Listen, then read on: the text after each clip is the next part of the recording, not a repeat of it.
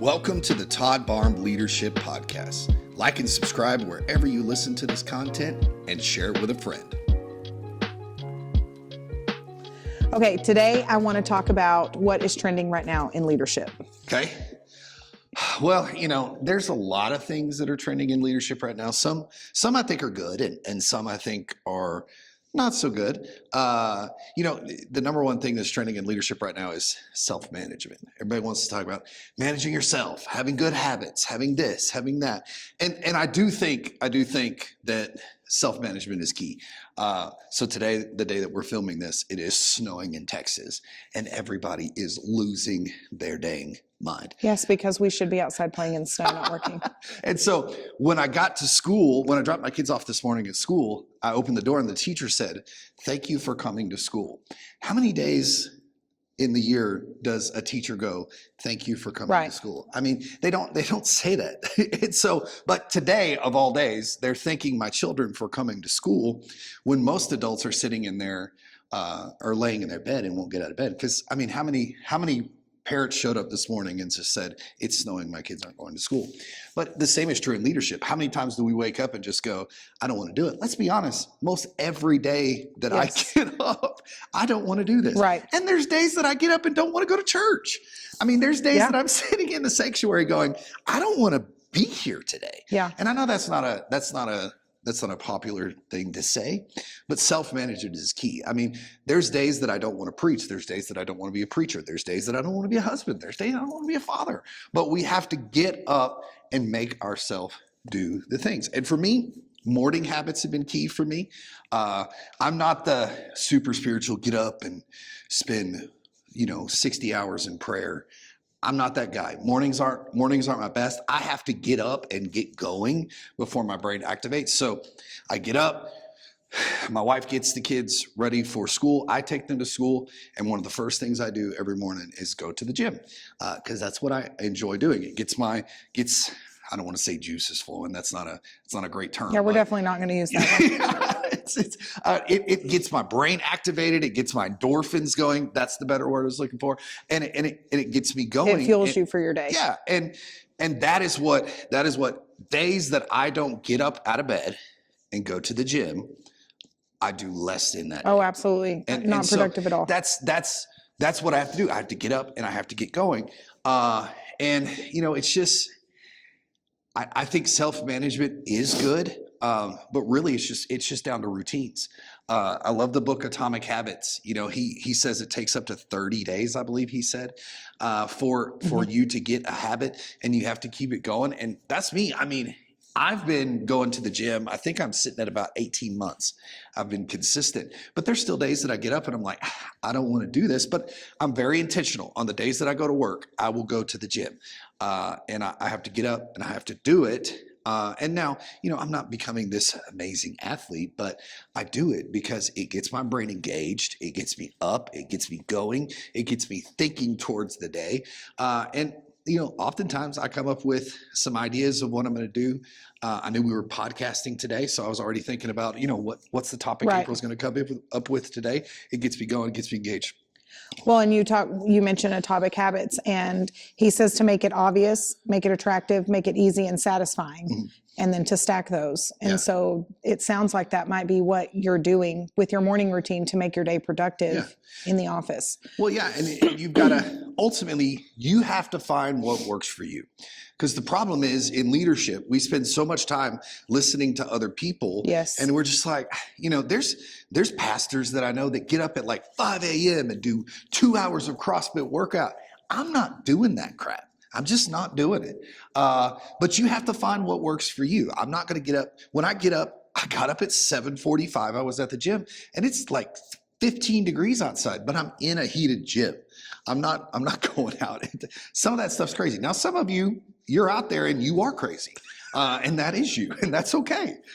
We support you. Yeah, this is probably not your podcast. If you're insane like that, that's not your, this isn't going to be your podcast. But, you've got to find what works for you. And what works for you is okay, but what works for somebody else is not going to work for you. And you've got to find the habits. And like April said, stack them. For me, my habit stack is my day starts with the gym. Then when I hit the office, the first thing I want to do, I've got the Apple Alexa Dot. I forget what they call it. I think it's the HomePod they call it. And I have it set to be, it's one of the shortcuts, or I forget what the app's called. But when I walk into the office, it's playing instrumental music. And that cues my brain, because 9 times out of 10, when I get to the office, I'm like, I got to do this, I got to do this, got to do this. But when I walk into my office and I hear my HomePod playing my instrumental worship music, that goes, oh yeah, I need to do my devotional. So I sit down, open my Bible, my real Bible, my paper Bible, because I'm too distracted by all these. Right. And I sit and I underline and I pray, and then I start my day. And so if I know my day is going to be good, if I get up, go to the gym, when I hit the office, spend some time with the Lord with my paper Bible, because I'm distracted with other things, and then spend some time in prayer. But if I don't get to the office early enough, everybody starts coming into my office. Everybody starts asking me questions, which is not wrong. That's my job as a leader. I've got to answer questions, lead the organization. But if I don't get my day started that way, I'm not going to be as productive. So that is a really good point to bring up, because we have a thriving staff. Okay. And we have a busy office environment. It's very noisy, high productive, lots of visionaries, a lot going on all at once. So how do you, if you start your morning with your habits and you've already self-managed, how do you continue that? It sounds like you touched a little bit on your HomePod. That helps. You are sending a message to your brain to stay on track in the morning, even if, say, Amanda and I walk into the office and we have a big issue, a hairy issue that needs attention right away. How are you able to bring yourself back to continue that routine? So I set goals throughout the week. Monday, I want to complete everything that needed to be done from Sunday. So reports, visitor follow-ups, any issues that arose on Sunday. Yeah, stay on a Monday, because Mondays are wild in the industry. And so I want to wrap up the week before. And so Tuesday, when I walk in the office, last week needs to be behind me. Okay. Last Sunday, whatever's done, reports, follow-ups, phone calls. Somebody had an issue with the sermon. Somebody had an issue in kids. Somebody had an issue in this. I want all that wrapped up before I walk in, because Tuesday I start sermon prep. Now, you don't start your week on Monday? No. Okay. Monday is my wrap-up Sunday. I don't really start my brain prepping for next week until Tuesday. Okay. Because I know the way my brain works, I've got to wrap up the previous week, which for us in ministry, the weekend's on Sunday. But that's true for a lot of people, though. Sure. They don't have a traditional Monday through Friday week. Sure. And for you, it may be easier for you to end your week on Friday. I don't know. For me, it's easier because our Super Bowl is Sunday. Mm-hmm. And so I've got to wrap up whatever happened. You know, if I'm missing people on Sunday, if I don't follow up with them on Monday, and a lot of times I'll be looking around the sanctuary. Right. And in my reminders app, I'll be sitting there going, or whatever app you use, I'll be saying, follow up with this person, follow up with this person, follow up with this person. Or I can say the S word, which we're using my phone, so I don't want to say the S word. Hey, S word, please. Maybe you should spell it, or we'll have a sign. S-I-R-E, not the other S word. But, we're using my iPhone now to record, so I can't say the word. But I'll say, hey, S word, S-I-R-E, please remind me to do this. Remind me to follow up with this person. Remind me to follow up with this person. And that helps me. So when I walk in, and always on reminders, you have to go back and set a day, or it really won't remind you to do it. So when I walk in on Monday, I have that list of people that I need to follow up with, and I need to do that. And so Tuesday, I start sermon prep. Sometimes on Tuesday, we have our big denominational meetings on Tuesday. I hate when that happens. The whole week off. I love the denomination meetings. Shout out to Pastor Chad. But it just throws off my week. But so I have to be more intentional on Wednesday. I've got to get to sermon prep. If I leave the church on Wednesday and my sermon's not done, I am haywire. But now we've added a new habit to your routine, because here we are filming for our podcast, your podcast on a Wednesday. Yeah. And Monday was a holiday, and Tuesday was our committee meeting. And so my sermon's not done. So I'm sitting here going, we're filming this, and I know at some point today I have got to shut everything out and hammer this down and get this sermon done. Now, I have an idea of what I'm going to preach. We're doing a series that I've already studied for, spent some time studying for. So I have an idea. I just have to put it down on paper because the way I preach, I have to have it down on paper so that I don't get lost because I have attention deficit disorder. And, when people are in the audience saying stuff. So, and then Wednesday, I want it to be done. Thursday, I have my sermon to the staff to go over, and I leave Thursday, Friday. And I try not to do a whole lot on Saturday. I try to leave Thursday and Friday for them to give me some feedback in case I need to change anything in the sermon drastically.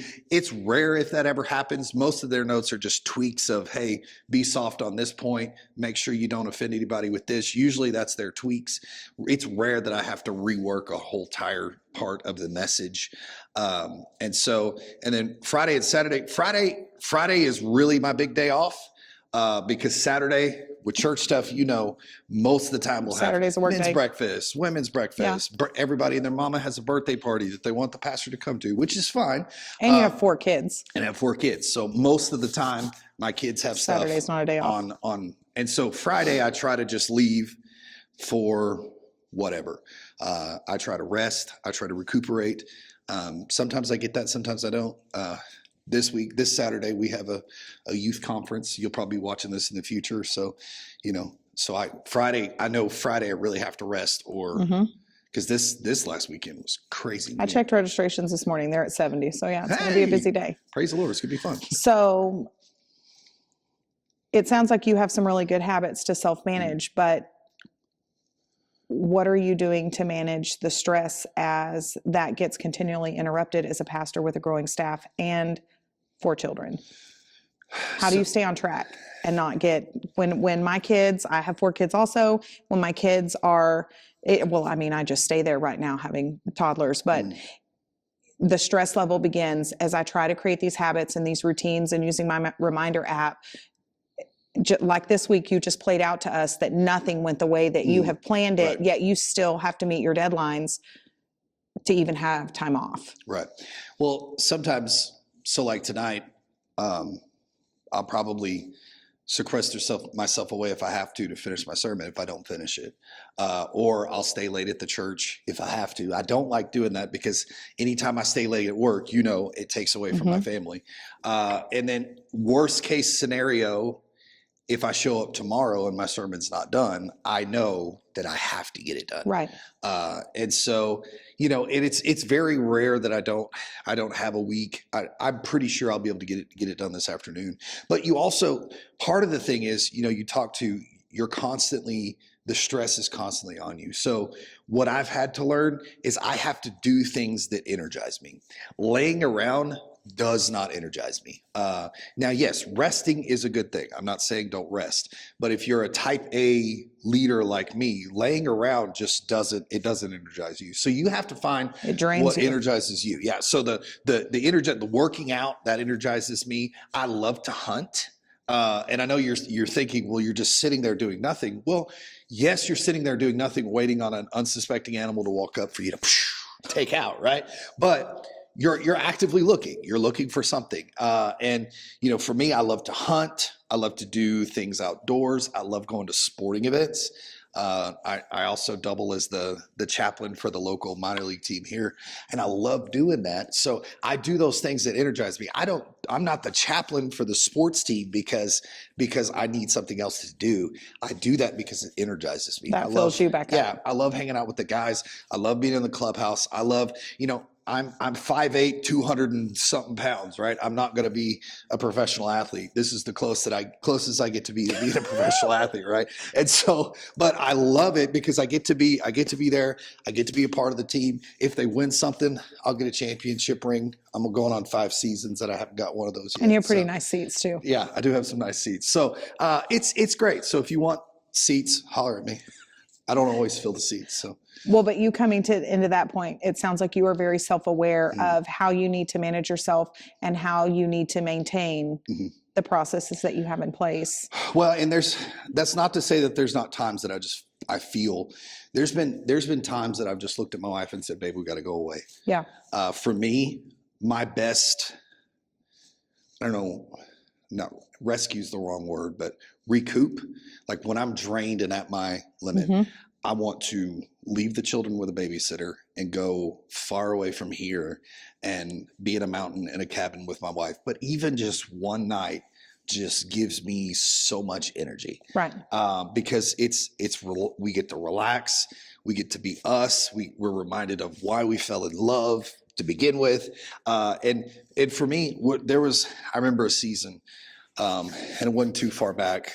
I was just at my limit. We had just finished a building program. We had lost some significant staff members in a not so great way. And I was just drained. And my counselor looked at me and said, "You got to get away. You got to go." And he was so kind. He even gave us some money to go away. And it was like, wow, like this guy that I don't know from Adam gave me some money to go away. Right. And, my wife and I found us this cabin in Galveston. And for me, that time was so restorative. Just in a cabin in downtown Galveston. We didn't have anything to do. We just had to go to the beach. We had to go eat. And all of my wounds were healed just by doing that. And I think sometimes we don't take the time because we feel selfish. I mean, as parents, we feel selfish being away from our kids. We feel selfish being away from work. We feel selfish putting our kids, because we both have 4 kids.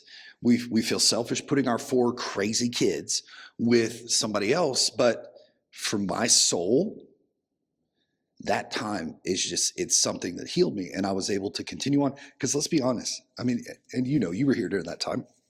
I didn't want to do ministry anymore at that time. Yeah. It was awful. I hated every bit of it. But I knew if I didn't take the advice from everybody around me, if I didn't take the advice of my counselor, who I see once a month, then I was just going to burn out, and I was just going to be done. And you have to take those times. You have to be so self-aware in your mind that those times are the times to go, hey, things are wrong. My gas tank is on empty. I've got to do something different. And that's what I did. And I believe I'm still in ministry today because I just went, hey, I can't do this anymore. Right. So well, and you speak that over the staff as well. I mean, these are all things that are second nature to any of us to hear it, or things we know that we need to do. But would you say that when you find out that when you're aware that is where you are, and is it discouraging to you that you get to a point that you have all these processes in place and you are the type of leader you are, and you're constantly growing, you're constantly reading and researching, and you share that with all the staff? That's second nature around here. Do you recognize in that moment that you no longer need to be the one that is the leader in that moment so that you can recharge? Because your wife is very good about stepping in at that point. Y'all are very different. And so when it's time to get away, she takes that on. Does that help fill your cup that someone else is stepping in? Oh yeah, sure. We and giving you that rest. It's so helpful as a leader to have a staff and have a team around you that you can be gone. I mean, really now the way our staff is, I can be gone at any time for any amount of time. We don't even miss you half the time. Yeah. We don't even know you're not here, other than someone else is on stage. It's great. Well, it's good. A great point as a leader is it's good not to be missed. Well, but we've worked hard to get here. Yeah, but we've worked really hard. And so, you've got to get to a point, get some leaders in your place so that you can be gone. I mean, I could probably miss 2 or 3 weeks. About 3 weeks, I think people would start to go, your staff would start to go, does he work here anymore? Yeah. And so, but, there's times and there's been seasons that I've had to be gone that much. And, over the summer, we went on a cruise and I was gone 2 Sundays. And, I don't really think anybody noticed all that much. And, but you got to take the time away, because so many leaders, they're just reluctant to go away. They think it's a reflection of their leadership to not be in. For being on the other side of ministry, I think there is that, and I think it's applicable to a leader outside of ministry. On Sunday, that's the day that the church expects you to be here. Yeah. So why in the world would you miss? It's only 52 Sundays. Right. Why would you not be here? Well, and everybody thinks we only work one day a week. I mean, and that's It's 7, but yeah.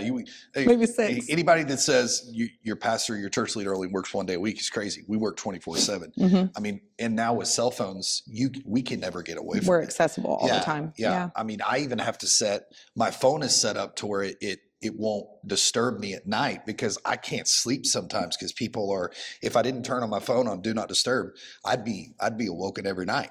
Because somebody's in the middle of the night going through a crisis. Hey, pastor, I need to pray for me at 3 a.m. If I didn't have do not disturb, it'd wake me up. Now, that's part of the job. It's okay. But if we don't put those guardrails in place, we'll never sleep. We'll never recover.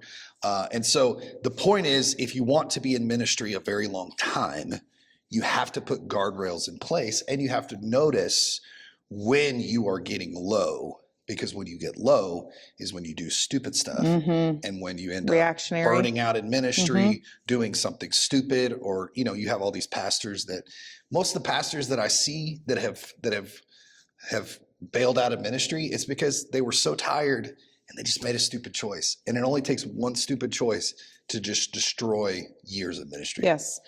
Well, and you said something about turning your phone off. So for what my husband does with his job, the phone never stops ringing. Yeah. And so to be a good leader, he has to answer.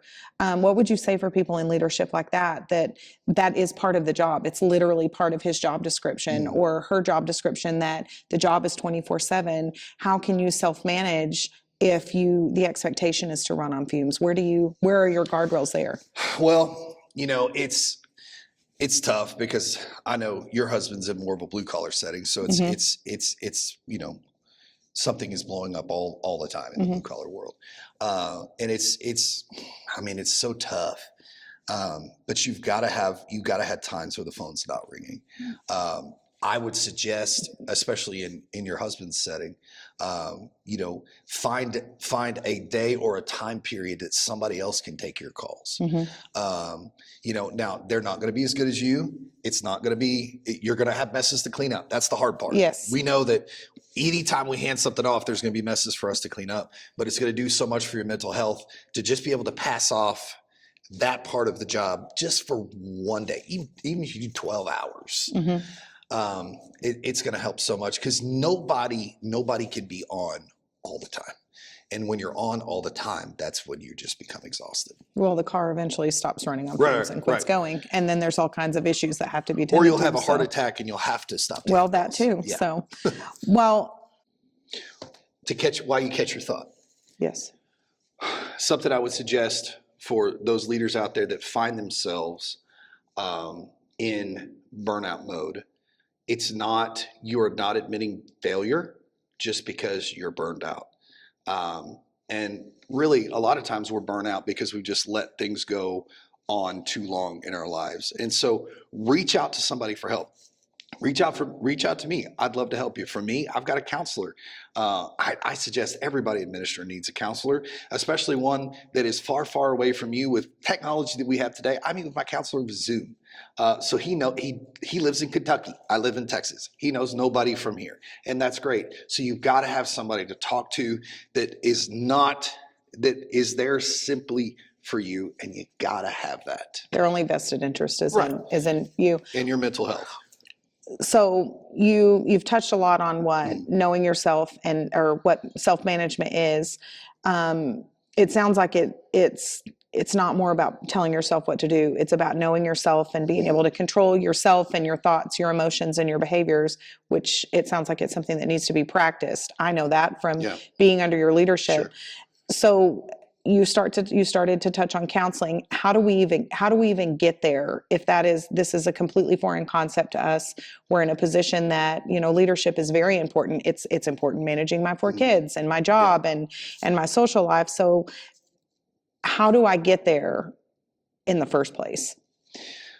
Well, you just got to... Is it disciplines that we should be looking towards? You got to take it one step at a time. And a lot of times people try to do too much at one time. Really, you can only start, and this is back to Atomic Habits. We keep coming back to that. It's a great book. The writer of Atomic Habits says you can only really start one habit every 30 days. Yes. And so start one thing we're in February, start one thing in February, master it in February, then do another thing in March. You can't fix your whole life in 1 month. It's not going to happen. So just do one thing at a time. And the reason I have all these habits that I've stacked up over time is because I've been in ministry for such a long time. I've been full-time ministry for over 15 years now. It's just one thing after another. And I've learned, hey, this doesn't work. So I'm going to do this. I'm going to do this. I'm going to do this. And I've learned the simple tools of have reoccurring reminders that remind you to do. Absolutely changed my life. You're like, but you should remember to do that every week. But no, I have a reminder that says, hey, dummy, you need to do this every week. And sometimes I remember without the reminder, but I'll never forget, because I have the reminder. But you have to go back and check it. You've got to work it. Yeah, and you've got to work it. You got to check it off. But I'm tactile. I love the check off. I feel accomplished. Checked off another reminder. I do them and then don't check them. Yeah, so there's that. You got to check them off. Well, I have a challenging question that I would like to present to you. So when we came on under your leadership and kind of started Jess and I did our mentorship, you seemed so together and ready, like you had just been doing this, but you actually didn't have such a large staff, and it was just overnight. Here we all were. How have you been able to navigate that? And because I think it's really important for people that maybe get a promotion that they've worked really hard for and they put in all the work.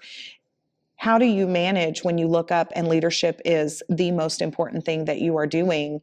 And now, not only do you have to lead and manage yourself, but you have these other 8 people that you're responsible for mentoring and leading well. Yeah.